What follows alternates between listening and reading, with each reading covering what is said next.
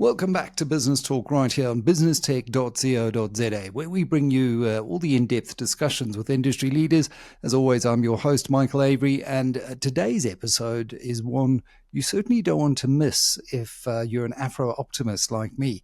Well, we turn our focus to trade, which is a cornerstone of Africa's economic ambitions. As we know, intra-African trade just isn't where it should be. If you look at the European Union, if you look at the US as disparate states trading amongst themselves as well, or even Asia or Southeast Asia, Africa does lag behind in terms of its regional and intercontinental trade. So how do we turn that around? Well, joining me as a key voice in this field, Inwang Akpan, head of trade transaction banking at Standard Bank Corporate Investment Banking. And we're going to explore the current state of exports across the continent, particularly post-COVID. We knew just-in-time supply chains and all of those issues have upended trade, some of the challenges that African exporters face, and how businesses can successfully navigate these hurdles and really leverage on the evolving trade relationships and opportunities that are emerging. So, Inwang, it's really great to have you on the show with us. Firstly, maybe if you could just set the scene. What do you see as the current state of exports, both for South Africa and for the African continent as a whole? So in 2023, exports in Southern Africa, particularly in South Africa, were negatively impacted by lower international commodity prices for resources like gold and platinum.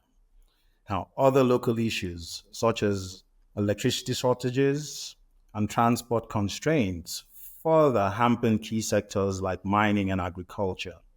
Now, despite a slight boost in manufacturing driven by vehicle and petrochemical demand, South Africa's overall growth slowed to about 0.6%.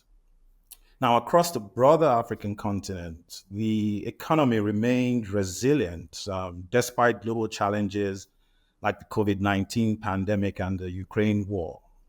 However, export growth was affected by stabilizing commodity prices, but the region's economic slowdown was minimal, with growth at about 3.2%. However, Africa's reliance on commodity exports, I think, continues to make it vulnerable to price fluctuations and supply chain disruptions. That's such an important point because if you look at historically Africa's trade infrastructure, it's often referred to as put to port. It was designed in a colonial extractive era and has tried to transition away from that and started to add value. There's lots of talk around beneficiation, intra-African trade as well, increasing to help boost that. What would you say are the most significant challenges that African exporters face today? Yeah. So African exporters face several key challenges that limit their competitiveness globally, and maybe just to name a few. We've got infrastructure deficiencies, for instance, poor transport networks, inadequate ports, and unreliable power supply raise logistics costs, especially for the landlocked countries. We've also got trade barriers and regulatory complexities, with exporters struggling with complex, inconsistent regulations and tariffs, both within Africa and abroad, particularly in sectors like agriculture.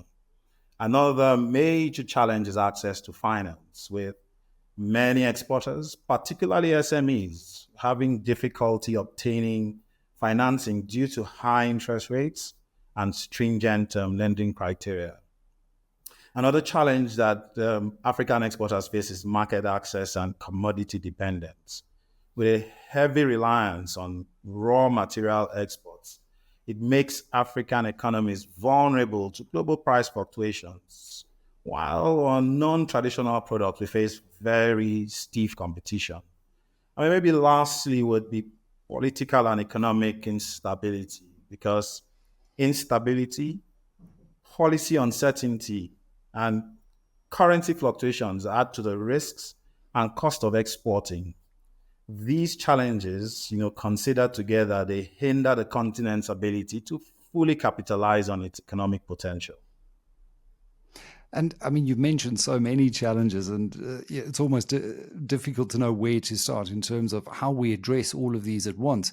I did mention in my introduction as well, the intra-African, trade statistics are low, but at least coming off a low base, we should be able to improve and show good increases. We've got the African Continental Free Trade Agreement, hopefully dealing with some of the tariff issues. The non-tariff barriers, as I've experienced them, do seem to be some of the biggest challenges when it comes to infrastructure. And we do see some countries, Nigeria in particular, Bola Tinubu, trying to deal with the naira issue. Yes, it was a huge devaluation, but I think it should settle over the long term. Given all of this, given all of these challenges, what practical advice would you give to businesses that are looking to succeed with their exporting ventures? Because there must still be a massive opportunity for African-made goods to find ready-made markets outside of their home markets. So African exporters, I think, can overcome some of these challenges and hopefully enhance its global competitiveness. But it's got to adopt, several strategic approaches, I think. Firstly, would be investing in infrastructure, because improving transport, energy, and digital infrastructure, often through public-private partnerships, I think can reduce export costs and enhance logistics. Also, assessing trade finance with regional banks like Afrexim and international financial institutions offering trade finance tools that can help exporters, particularly SMEs, secure necessary funding. Another, I suppose, approach would be leveraging trade agreements with agreements like the African Continental Trade Area, which reduces barriers. It enables increased intra-African trade and I think also affords better access to regional markets. Another would be value addition and diversification. So shifting from raw material exports to value-added products such as processed goods can help boost profits, and it also reduces vulnerability to commodity price changes. Another would be building trade partnerships. So expanding into new markets, forming long-term partnerships through things like trade missions, fairs, and e-commerce platforms can increase market access. And lastly would be adopting sustainable practices. So sustainability and certifications like fair trade can unlock demand in markets which are focused on ethical and environmentally friendly products. I think by focusing on these areas, African exporters can build more resilient, competitive, and I think sustainable businesses. And it's so interesting you mentioning those at the recent Automotive Industry Week, I think, which was hosted in Cape Town. There was a lot of talk around our battery energy vehicle strategy or new energy vehicle strategy. But you're already seeing in the Northern Cape region, where there are lots of minerals that are used in these batteries, a lot of talk around, well, let's set up manufacturing in partnership maybe with Chinese manufacturers, which have really got a lot of IP and experience, because we can add value here before then exporting those batteries. So it is starting to take root, and there does seem to be particular sectors. So where do you see the strongest trade relations currently, and which industries or regions do you see as leading the way? So intra-African trade is strongest in regions with established economic communities and integration frameworks, which offers reduced tariffs, improved infrastructure, and harmonized regulations. Some of the key areas include the South African Development Community, which leads in regional trade, with countries like South Africa, Namibia, and Botswana trading agricultural products, minerals, and manufactured goods. South Africa's advanced manufacturing sector exports vehicles and machinery to neighboring SADC countries. Another is East African Community, which has made significant progress with Kenya, Uganda, Tanzania, and Rwanda trading agricultural products, consumer goods, and services. Kenya, for instance, exports tea and coffee and manufactured goods within the region. Another is the Economic Community of West African States, commonly known as ECOWAS, which is a major trade bloc, led by Nigeria, which exports crude oil, cement, and food products to neighboring countries. Cote d'Ivoire is also a key exporter of cocoa and rubber. While in North Africa, we're seeing Egypt, Morocco, and Tunisia increasing trade with sub-Saharan Africa, focusing on sectors like construction, telecommunications, and energy. I think the African Continental Free Trade Agreement, I think it aims to strengthen these regional ties by reducing tariffs and barriers, boosting intra-African trade across the continent. And it just shows you, within Africa, you see these regional blocks that are deepening their trade and leaning into some of these opportunities, as you mentioned, be it a public-private partnership. On my recent trip to Kenya, it was noticeable that a road is being built with the Chinese backing, all the way from Dar es Salaam in Tanzania up the coast, all the way to the border of Somalia. And it's so desperately needed. We need anyone who's ever driven in these countries will understand they're one or two good roads, but the rest of the roads really are inhibitors when it comes to moving goods from point A to point B. How does this continue to impact intra-African trade? This infrastructure question, and are we seeing any rapid improvement on this front? Because I still think it's probably one of the most critical issues that business needs to think about how it can lean into in a public-private partnership kind of way with governments to help unlock that, because it'll be good for business in the long run. So where do I begin? It's like being a mosquito in a nudist colony, because Africa's infrastructure challenges, I think, significantly impact intra-African trade in many ways. I mean, for example, high transportation costs, poor roads, rail, and port infrastructure drive up trade costs, which are about 50% higher than the global average, particularly affecting the landlocked countries. There's also delays and inefficiency caused by inconsistent infrastructure, which leads to long delays at borders and ports, disrupting supply chains and making it difficult for exporters to meet deadlines. We've got limited rail connectivity, which I think further increases dependence on costly road transport.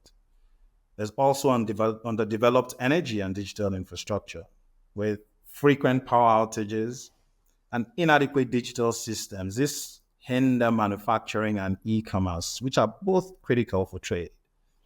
And maybe lastly would be barriers at border crossings. I mean, with inefficient customs and lack of things like one-stop border posts, this cause delays and increased costs for cross-border trade. Now, some of the efforts, that I think are being made to address these challenges include things like, transport infrastructure investments. You've got projects like the Lamu Port, South Sudan, Ethiopia corridor, and also the African Union's program infrastructure development for Africa. These are improving road, rail, and port networks across the continent. There's also port and railway upgrades with expansions like the Durban port and Kenya's standard gauge railway. These are reducing congestion and improving cargo handling. We've got one-stop border posts where countries like Kenya and Uganda have implemented one-stop border posts to speed up border processes. And maybe lastly would be energy and digital enhancements with renewable energy projects and investments in digital infrastructure, such as undersea cables, are improving power stability and internet connectivity. Those are fostering, more trade opportunities. I would say these initiatives, I think, are gradually reducing infrastructure barriers, making intra-African trade more efficient and cost-effective. So while the challenges may be many, like you said, being a mosquito in a nudist colony, picking your feast off the buffet menu, at least we are making progress. And I think that's encouraging. You said it's gradual, and I guess, we could always quibble and say we need to do more, we need to do it quicker. But I also get a sense that it becomes a bit of a snowball. And we're starting to notice growing interest because of some of this from the Middle East in trading with African countries. What do you see as driving this interest, and how can it benefit Africa's trade landscape to increase trade with the Middle East? So the Middle East growing interest in African trade is driven by economic diversification, new market opportunities, and strategic investments. In terms of economic diversification, I think Middle Eastern countries, particularly in the Gulf, are diversifying beyond oil and gas and are looking to Africa for investment in agriculture, infrastructure, and renewable energy. And these are largely aligned with initiatives like Saudi Arabia's Vision 2030. It's also bringing access to growing markets. Africa's rapidly expanding economies and I think consumer base, coupled with the African Continental Free Trade Agreement, I think this presents attractive opportunities for Middle Eastern businesses in sectors like retail, tourism, and hospitality. There's also food security, where Middle Eastern nations are investing in Africa's agricultural sector, which is securing stable food supplies through projects in countries like Sudan and Ethiopia. And maybe lastly would be renewable energy investments, where we've observed Middle Eastern countries investing in Africa's renewable energy potential, particularly in solar and wind, which is supporting sustainability goals for both regions. In terms of the benefits that this partnership brings for Africa, I think we've got infrastructure development where investments in infrastructure, construction, and renewable energy are generating employment and spurring economic growth. Another is technology transfer, where Middle Eastern expertise in areas like water management is being shared with African countries, improving productivity in agriculture and infrastructure. Maybe lastly would be export diversification, because Africa can reduce its dependence on traditional trade partners by expanding exports to the Middle East, particularly in food and minerals. I would say this growing relationship fosters economic growth, development, and long term partnerships that benefit both regions. And as you say, resilience, because often we see downturns in particular export markets, and they're not always at the same time. While America may be strong, we see Europe is battling, and while the Middle East may be, weak, somewhere else is strong. And so, increasing that diversification of export opportunities does build in that resilience. And, on the energy side, amazing to see how many private equity firms are also, out of the Middle East looking to tap into those opportunities. Brings us to the end of today's insightful discussion. So much more we could have unpacked, but that's all we have time for today here on Business Talk. A big thank you to Inwang Akpan, Head of Trade, Transaction Banking, and really a wealth of expertise that he shared with us on the dynamics of African exports and trade. It's clear that while there are challenges, there are also immense opportunities for growth and development, especially in strengthening intra-African trade and leveraging those international partnerships. As always, thanks for tuning in. Stay connected with us for more episodes here on Business Talk, where we unpack the latest trends shaping Africa's business landscape. Until next time, I'm Michael Avery.